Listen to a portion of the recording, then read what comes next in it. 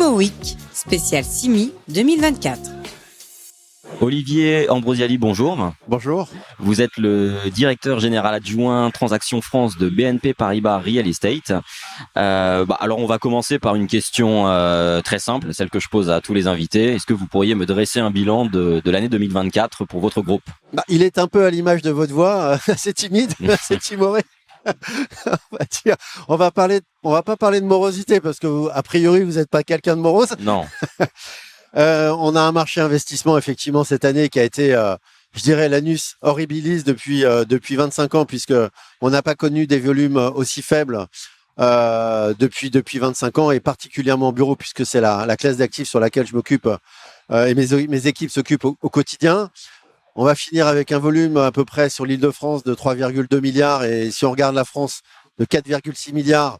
L'année la plus basse avait été 2009 avec 4,9 milliards traités en bureau en France. Donc effectivement, on sent bien que la thématique bureau a été compliquée cette année auprès des investisseurs, particulièrement au premier semestre. Les choses s'améliorent ou se sont améliorées au deuxième semestre. Mais pour le moment, effectivement, les chiffres sont quand même assez faibles. Alors le marché de l'investissement en bureau en Île-de-France a été plutôt morose, c'est le moins qu'on puisse dire. Est-ce que c'est également votre avis ? Alors, j'aime pas le mot morose parce que c'est le contexte effectivement était pas réjouissant, mais on a vu que les gens se sont concentrés sur des marchés qu'ils considéraient comme pérennes. Donc, ce qui a bien fonctionné cette année, c'est Paris. Puisque Paris, quand on regarde les volumes, représente quasiment 85% des volumes transactés cette année. Ça aussi, c'est une première. On n'avait jamais connu non plus ce qu'on évoque, que ce soit au plan locatif, au plan investissement, la centralité. Le QCR représente quasiment 70% des volumes traités cette année. Donc, on a vu effectivement que les investisseurs ne s'intéressaient qu'à ce qu'ils considéraient comme liquide et se sont concentrés sur les marchés les plus profonds et en particulier les marchés où les transactions locatives. Reprenons le marché locatif, c'est 50% des transactions dans Paris. Donc, les investisseurs ont suivi cette tendance. Et Paris, QCA en particulier, et la localisation, on parlera peut-être un peu du PLU bioclimatique, mais où les utilisateurs ont envie d'aller et les investisseurs, bien évidemment, ont envie de prendre le moins de risques possible, et en particulier sur ce territoire. Et justement, quelle anticipation faites-vous pour les taux de rendement pour l'année 2025, même si c'est difficile de faire des anticipations? Si, effectivement, on voulait en parler plutôt dans la prospective, mais on peut en parler tout de suite. Oui, c'est on évoquera d'autres choses. Aujourd'hui, vous allez me parler des mandats, et aujourd'hui, on a une visibilité qui est très faible en termes de mandats, parce que les investisseurs se posent la question de savoir qu'est-ce que je peux mettre sur le marché. Quand on regarde ce qui s'est passé, si je reviens un peu en arrière sur le marché en Île-de-France, il y a eu 3 transactions qui ont été réalisées pour des opérations de plus de 30 millions en dehors de Paris. On a eu la chance de les faire toutes les 3, à Neuilly, à Issy-les-Moulineaux, à Boulogne. C'est ce qui prouve la faible liquidité. Rappelons que cette année, on a 50% des opérations qui ont été retirées du marché. L'année dernière, fin d'année 2023, on était beaucoup plus positif parce qu'on avait un pipe, un deal flow qui était important. Et quand on regarde ce qui s'est réellement traité, 50% des opérations qu'on avait l'année dernière en mandat se sont pas traitées. Donc aujourd'hui, le pipe, il est relativement faible, mais on a une profondeur de marché sur les actifs qui vont être mis sur le marché qui est plus importante. En tout cas, on a plus de visibilité, mais le pipe, il est assez faible. Raison pour laquelle en 2024, on a fait beaucoup de off-market. Beaucoup d'acteurs, c'est pas un sujet de liquidité dans Paris, c'est un sujet de matière. On n'a pas suffisamment de matière. On l'a vu sur un certain nombre d'opérations, qu'elles soient Corplus ou Value Add. Il y a eu de nombreux intérêts, beaucoup de visites, beaucoup d'intérêts, beaucoup d'offres. Mais aujourd'hui, ce qui nous manque, c'est la matière. Les gens ont compris que Paris était maintenant revenu à un prix très intéressant. Je ne vais pas dire pas cher, mais les prix ont quand même fondu de 25 ou 30% depuis 3 ans. Et ça crée de l'opportunité pour un certain nombre d'investisseurs qui l'ont bien compris et qui ont acheté des immeubles parisiens à des valeurs vénales qu'on n'avait pas vues depuis 15 ans. Donc, c'est pour ça qu'il y a de l'intérêt. Raison pour laquelle aussi les valeurs d'expertise n'ont pas forcément suivi, je dirais, la même dégradation ou le même repricing que les investisseurs à l'acquisition. Et c'est pour ça qu'on a encore un écart, et particulièrement sur le corps, où on n'arrive pas encore à matcher les valeurs attendues par les acquéreurs et puis les valeurs d'expertise des vendeurs. L'un des maîtres mots en immobilier aujourd'hui semble être le mot diversification. On a le sentiment justement que c'est vraiment un phénomène. Alors, c'est vrai que c'est un phénomène la diversification existait en Europe. Quand vous regardez les investissements en Europe, en Allemagne, en Angleterre, moins en France. Il y avait une disparité par rapport à la France. Il y avait une hétérogénéité, alors qu'en France, le bureau, depuis des années, représentait plus de 50%, 60-65% des volumes. Cette année, on a un bureau qui va tomber entre 25 et 26%. C'est l'allocation en bureau la plus faible depuis 20 ans. Quand vous regardez la logistique, elle représente quasiment 25% du volume. Ça va être autour de 4 milliards. Le bureau, je vous disais, c'est 4 milliards et demi, 4 milliards 7. L'hôtellerie va quasiment passer les 2 milliards. Quand je parle de 4 milliards en logistique, c'est l'industrie, donc c'est activité et logistique. Oui. Le retail va quasiment faire 3 milliards. Donc on voit effectivement qu'on est revenu sur un marché beaucoup plus diversifié, de la volonté des investisseurs, effectivement, d'aller s'intéresser à d'autres classes d'actifs. Vous étiez avec Prologis il y a 5 minutes. Bon, la logistique, c'est vraiment le fer de lance. À la fois pour des pure players et pour des gens qui veulent effectivement aller se diversifier. Mais ce qui manque principalement au bureau aujourd'hui, c'est toute une gamme d'investisseurs qui ont disparu du marché. Je pense aux assureurs qui étaient quand même très présents sur ce marché. Je pense aux principales SCPI effectivement qui étaient très intéressées et très appétentes pour le bureau.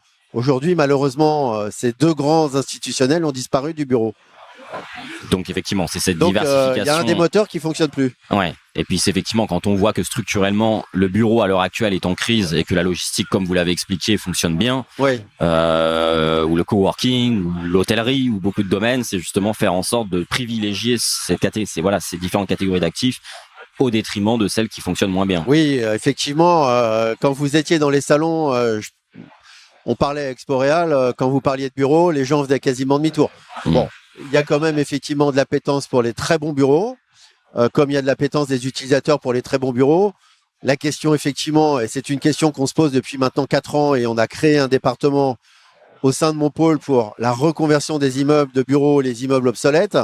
On en parle, alors les chiffres sont divers. Est-ce que c'est 2 millions? Est-ce que c'est 5 millions? Est-ce que c'est 10 millions de mètres carrés de bureaux qui disparaîtront dans les années qui viennent, plutôt en Île-de-France, plutôt en première et seconde couronne sur certains territoires?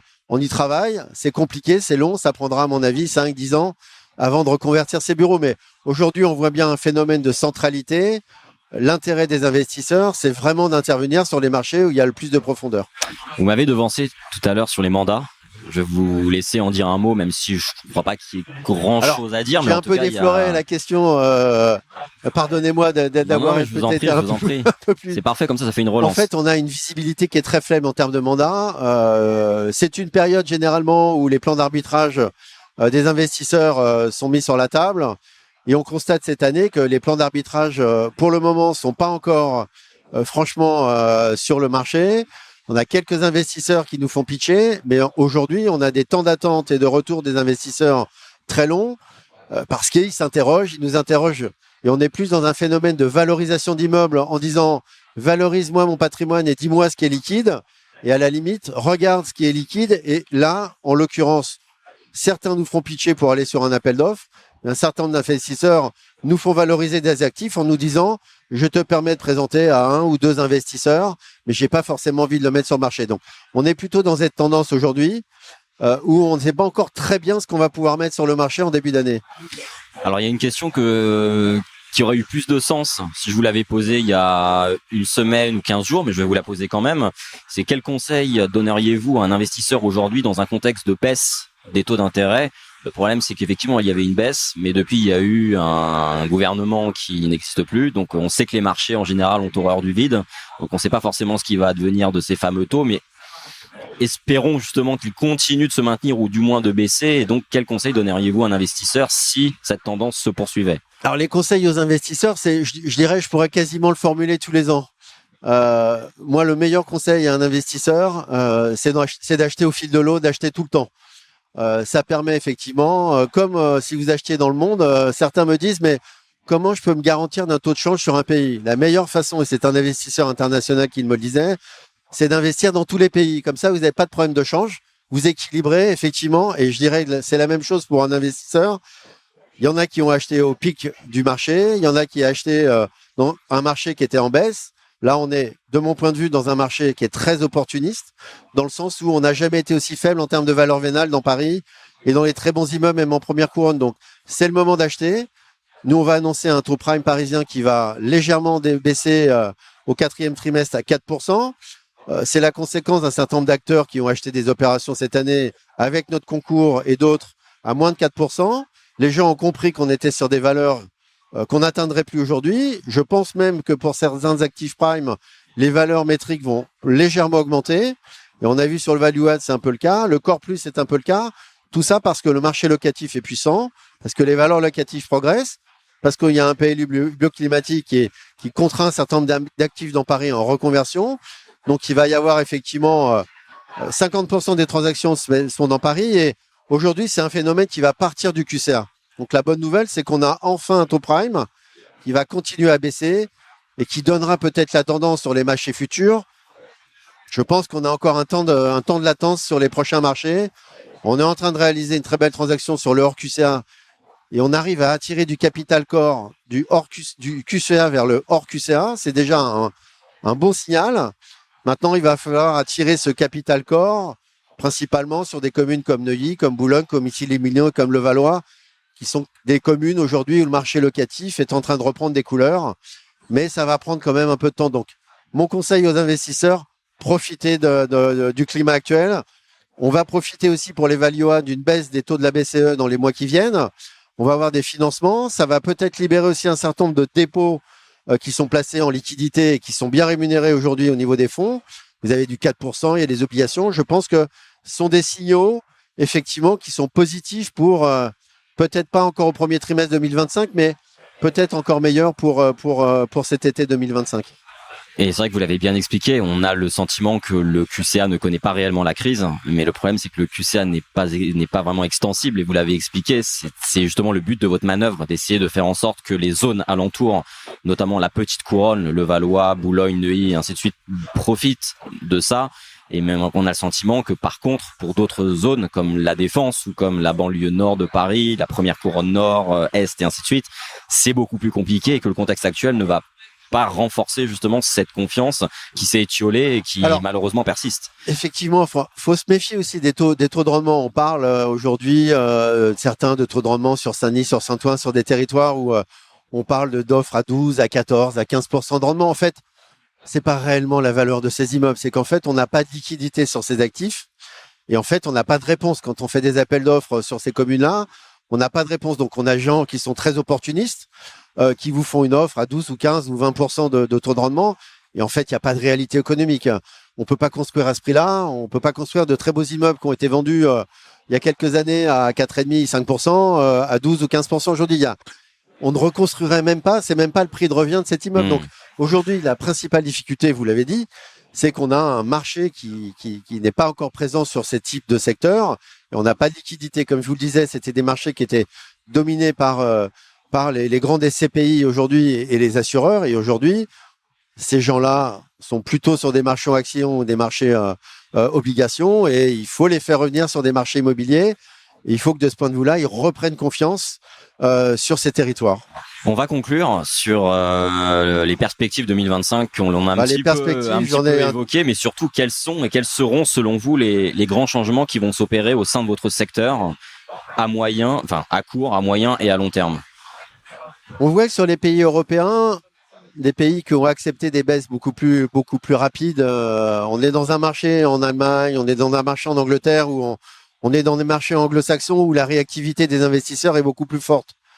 On coupe le bras avant d'arriver à se couper le doigt, à se couper la main, à se couper l'avant-bras.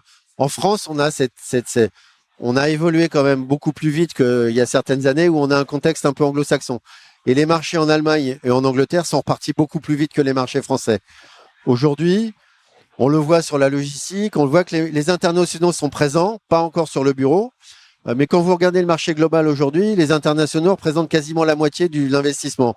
Alors beaucoup en logistique, beaucoup en hôtellerie, beaucoup encore en retail, très peu en bureau. Donc l'embellie viendra par la baisse des taux financiers de la BCE. ce qui va permettre de redonner des financements intéressants pour le corpus, le value add. Une OAT aujourd'hui qui n'a pas encore subi les affres qu'on en est en train de connaître à l'Assemblée nationale, puisqu'on est autour de 2,85, là on nous disait que l'OAT allait augmenter. On va voir ce que vont dire les agents de notation. Mais aujourd'hui, le marché va repartir par ce qu'on a toujours connu, c'est le QCA, qui viendra ensuite sur le hors QCA et qui, j'espère, continuera vers le croissant ouest pour nous permettre effectivement d'aller sur des marchés avec plus de liquidité. Donc, ce que je dis aux investisseurs, vous avez l'opportunité, vous avez de la liquidité, c'est le bon moment d'acheter. Merci beaucoup, Olivier Ambrosiali. Je vous en prie, merci de m'avoir accueilli. Merci à vous. Imo Week, spécial CIMI 2024.